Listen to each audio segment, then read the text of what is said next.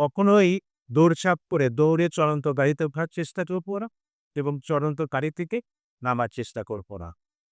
আমরা চালক ভাইদের উদ্দেশ্যে সবসময় বলি, যত্রতত্র হাত উঁচু করলে গাড়ি থামাবে না।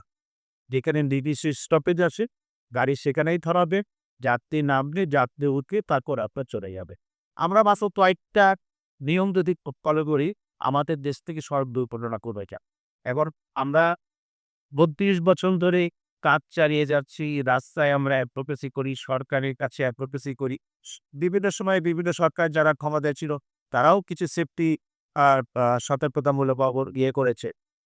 আইনও করেছে, কিন্তু আমরা তো আইন মানি না। পরিবহন শ্রমিক সংগঠনগুলো সরকারেরই একটা অংশ হয়ে থাকে।